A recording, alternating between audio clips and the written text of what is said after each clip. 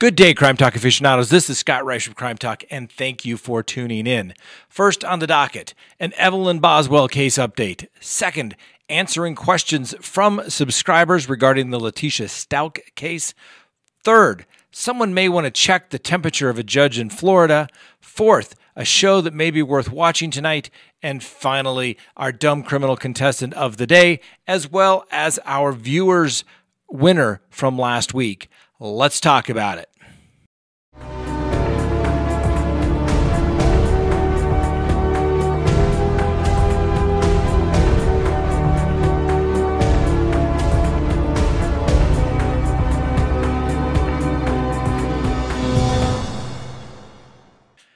Good day, Crime Talk aficionados, and thank you for tuning into Crime Talk. My name is Scott Reisch. Thanks for watching. If you have not already done so, please subscribe. If you would like to receive notifications, hit that little bell. And as always, leave us a comment below regarding what we discuss here today. First on the docket, an update on the Evelyn Boswell case. Now, the authorities and the district attorney want everyone to know that despite the coronavirus pandemic, authorities are in fact moving along with their investigation.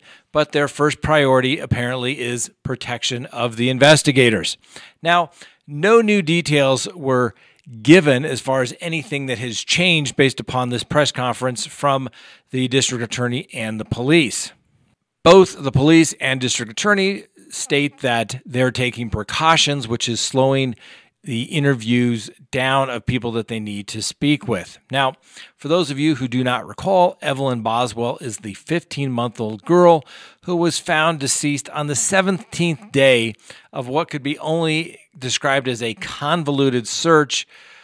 And the call was made when the grandfather reported that Evelyn had been missing for months and that she hadn't been seen basically since almost, the previous year. Well, she was ultimately found on a relative's family's property. An autopsy has been completed, but the district attorney has asked that the results of the autopsy be sealed, and so nobody knows exactly what the cause and manner of death may in fact be. Once the cause and manner of death are in fact determined, and if that has been able to be determined, then the district attorney will hopefully release that, and so we'll have a better idea as to whom they are looking at to charge. Now, the mother, Megan Boswell, she remains in custody because the police said that she lied about Evelyn's disappearance literally from the beginning. She remains in custody, and the district attorney states that they intend to go to the grand jury for the lying to the authorities charges by the end of the month. So we would anticipate an indictment coming down here shortly. Now, the maternal grandmother, Angela Boswell, and she's 42, and Megan is 18. But Angela is also in jail based upon her second arrest from being released from custody since this whole fiasco has started. Now, remember, she was first arrested heading to North Carolina, or in North Carolina, actually, with her boyfriend in a stolen vehicle. She was brought back to Tennessee, given a bond released. She was cited for shoplifting with her boyfriend, and then with another man, she is charged with burglary and theft by basically walking into somebody's house, walking out with TV and some other items that they did not have permission to take.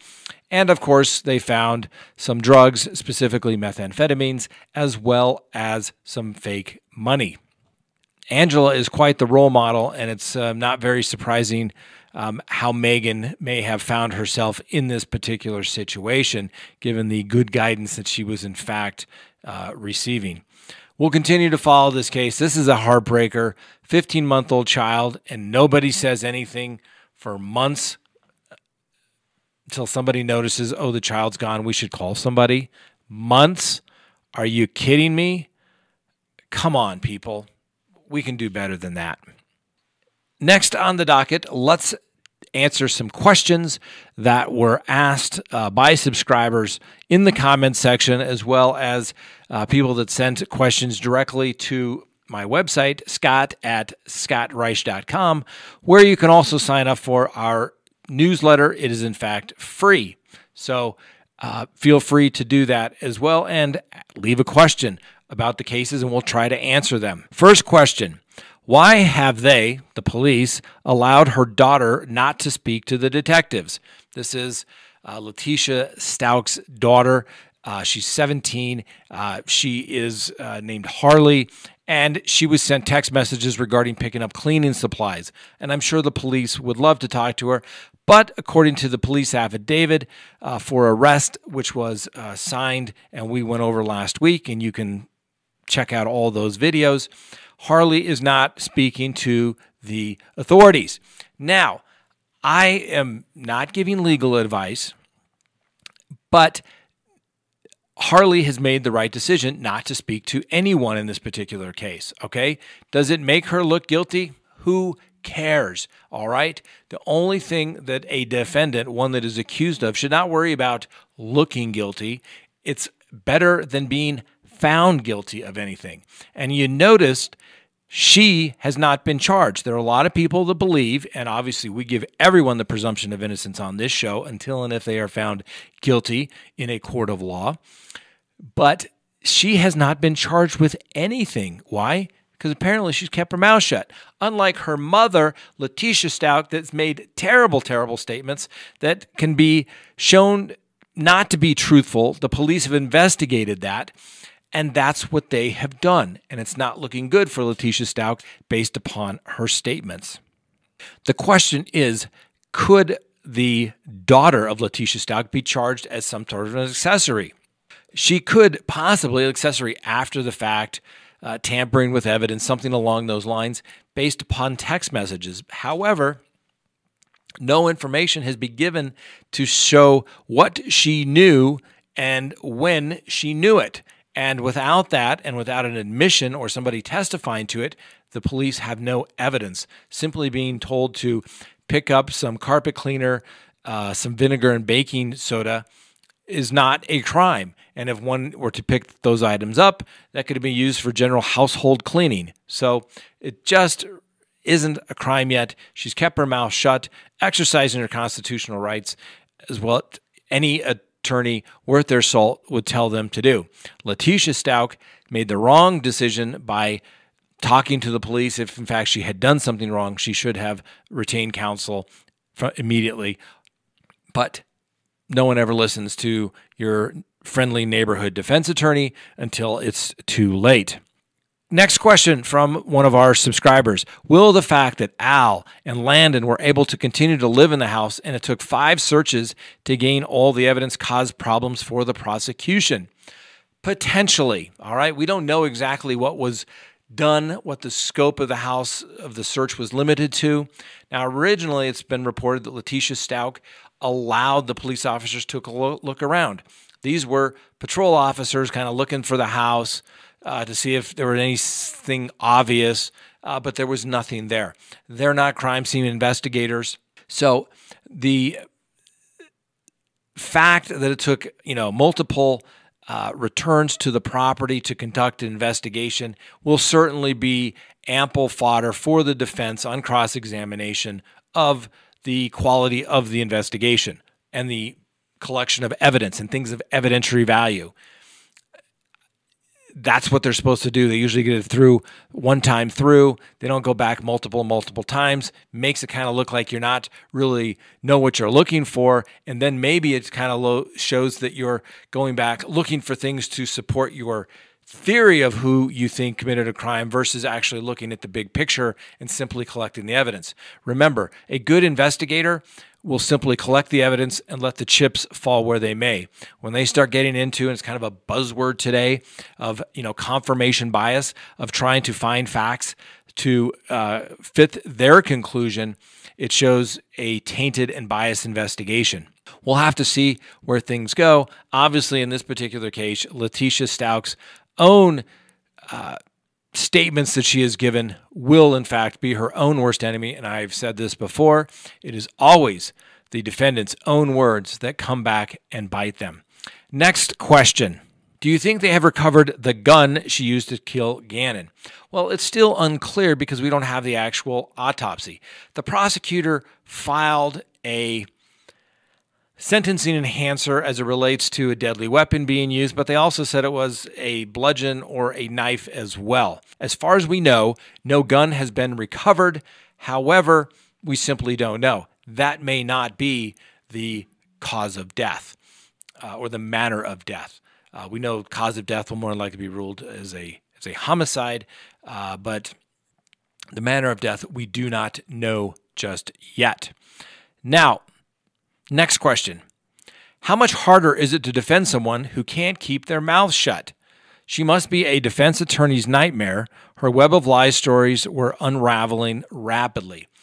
Okay, here's the thing. I have said this before and I will say it again. This is no big secret. One accused of a crime, or even suspected of being accused of a crime, should keep their mouth shut and always contact an attorney beforehand. More often than not, I get calls from clients who have gone in and given an interview. Okay, it's kind of like signing a contract, taking it to the attorney and saying, is this a good contract? Should I sign it? Should I have signed it? Past tense. It doesn't matter. You signed it, okay? It's very difficult to undo that unless there's absolutely something unconscionable that took place. So instead of everybody acting like their Google search is somehow a replacement for an experienced attorney's knowledge and advice and experience, get over that, okay? Just call the damn attorney. You can look in the phone book. You can look online. Most attorneys will talk to you on the phone without an appointment. Just give them a call. And anyone worth their salt is always going to tell you a witness, a suspect in a particular case, to shut your mouth. Okay? It's the best legal advice you can get. And like I said, it's always the defendant's own words that come back to bite them in the end. Yes, having a client that wants to talk all the time is extremely difficult. Extremely difficult. And I'm actually dealing with a situation like that right now with a particular client who likes to file motions. Well, he's represented and the judge won't hear the motions, but that's okay. I mean, it is what it is. It's his way of venting, but I've tried to explain those filings all can be used against you. Anything you say will be used against you. Somehow people have this notion that if I'm a suspect and unless I am advised via Miranda, that it can't be used against me. Complete hogwash. Anything a defendant says will be used against them. It's an admission by a party opponent. It's non-hearsay. It's coming in. I can't say it any clearer other than shut your mouth, okay? Question by the subscriber. Would you defend Letecia Stauch? Well, you know, that's a vague question. I don't know. If somebody called me and said, hey, I have this money for your retainer, would you consider representing Letecia Stauch? Maybe. That's what lawyers do. I just want to be compensated for my time and my knowledge, okay? What you're paying for when you hire an attorney, okay? Any numbskull out of law school can go in and represent somebody. What you are paying for when you hire an experienced defense attorney is their experience, okay? 25 years. Yes, I don't have a crystal ball, but I can usually tell you I have a pretty good idea as to how a case will come out once I review the discovery in the case. That's what you're paying for. You're paying for their knowledge and experience. And everyone is entitled to a defense. And if somebody wanted me to represent, I don't care really whomever it was, I would consider representing them. Short of an ethical conflict or having to do it pro bono, we would consider it because, well, that's the way our system is set up, ladies and gentlemen. And I have taken pro bono cases, and I assure you, I won't do another one again. Why? Because they always turn out terrible. The client doesn't appreciate it because they're not paying for your services, and it's just a complete fiasco. Won't do those again, okay? I'll represent somebody at a reduced rate, but I'm not going to do it for free because nobody appreciates what they are in fact receiving. So hopefully those answer the questions that were asked. If you have more questions, leave them in the comment below or go to scott@scottreisch.com. Send me an email and we'll try to have your question answered here on the show. Next on the docket, someone needs to go take the temperature of a judge in the 20th Judicial Circuit in Florida, because apparently the chief judge down there has warned people that if they are out and about with these various stay-home orders, that they will not be issued a citation and they may not be given a bond. They will have to remain in custody until their first appearance. So what that means, if you're out at, say, 4 p.m. in the afternoon, you get arrested for being outside, until you spend the night in jail, you're not going to be given a bond, all right? Now, normally, most cases are set by a judge. There's a, they go back and say your bond is set at $500 or $5,000 or $50,000. Only, in my experience, normally is it in murder cases or domestic violence cases that you have to see a judge before the bond is set. So apparently the judge wants to do that for people that are out violating these stay-home orders in Florida. Now, additionally, the judge is going to say that the normal bond schedule will not apply, and that they would expect to hear testimony put on by the prosecutor, perhaps from health officials, as to whether a bond is appropriate, and these people may in fact be a true risk to the community, and that therefore they should stay in custody. Okay? Are you kidding me? Judges, a lot of times they can do what they want, but they got to follow the law.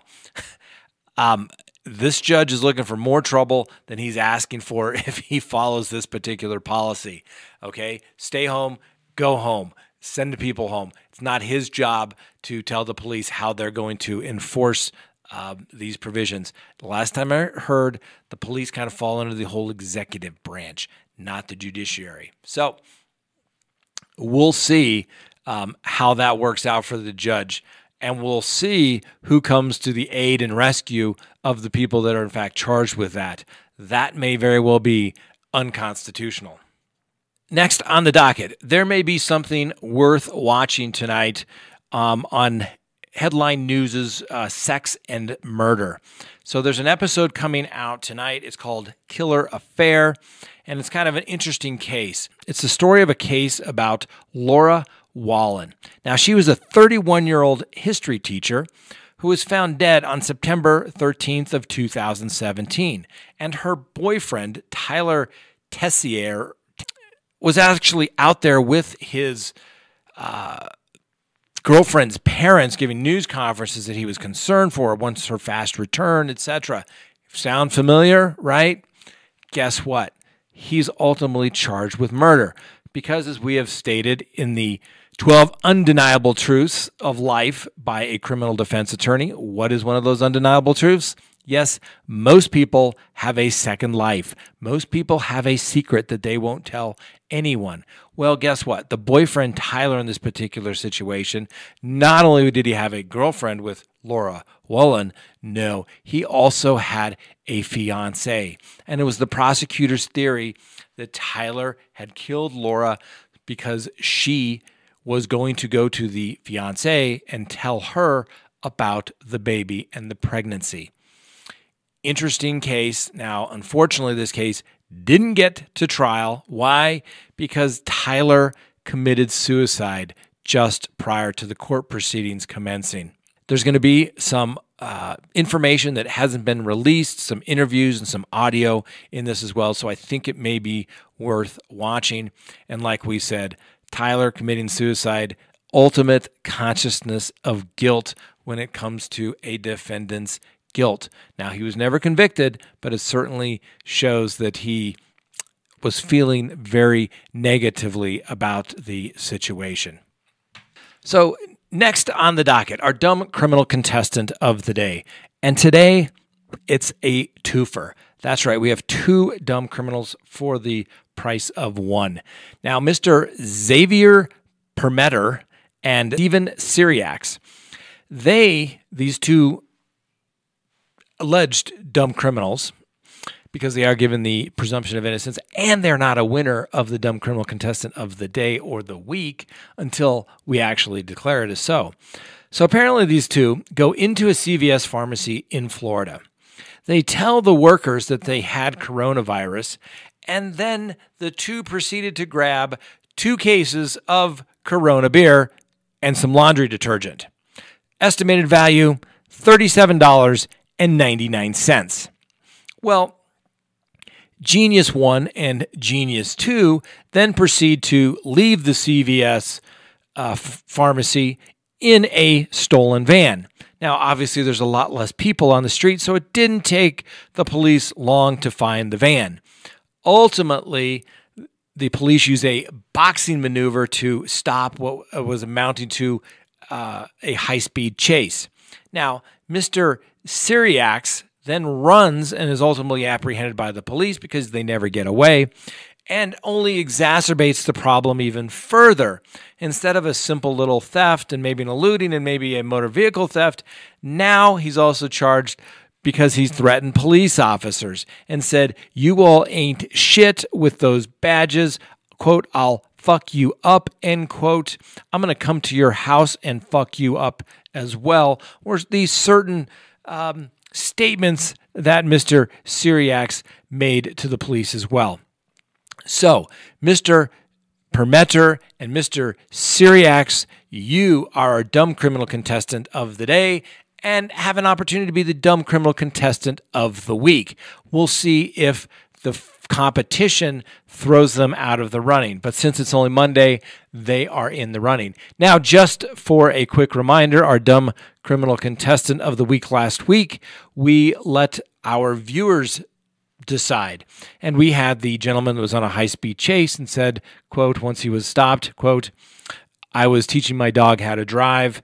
Then we had the Beyonce lookalike in New Mexico. We had the Facebook streamer saying that she had the coronavirus. We had the bored pervert, and then the lingerie thief. And our dumb criminal contestant of the week for last week, decided by our viewers, was the man arrested in Washington State, stating that he was teaching his dog how to drive when he was ultimately apprehended for a high-speed chase. All you have to do, contact Crime Talk, send me an email at scott@scottreisch.com, and we will send you a Crime Talk mug for being the dumb criminal contestant of the day and the week, really, the week. And here's the thing. If you would like a mug or other Crime Talk gear and you don't want to become a contestant, you can simply go to the link below and order it directly from Teespring, and they will ship it to you. Good quality gear. I think you'll like it. And hey, nobody's begging you. You can do it all on your own. If you don't want to buy it, that's okay. If you want it, that's okay too. We appreciate it. We appreciate everyone watching here. I don't know if you've noticed. I've been kind of noticing watching. We are rapidly approaching 100,000 subscribers. I think we're at almost 91,000 now. So thank you, thank you, thank you. This could not be done without you. When we started this a while ago, who would have thought? When we hit 25,000 subscribers, I thought that was the coolest thing ever, and here we are. So I assure you, every day we try to put out a good product, and we take this very seriously, and we do not take you for granted because we know it couldn't be done without you. Thanks for watching. Have a great day. Stay safe. We'll see you next time on Crime Talk.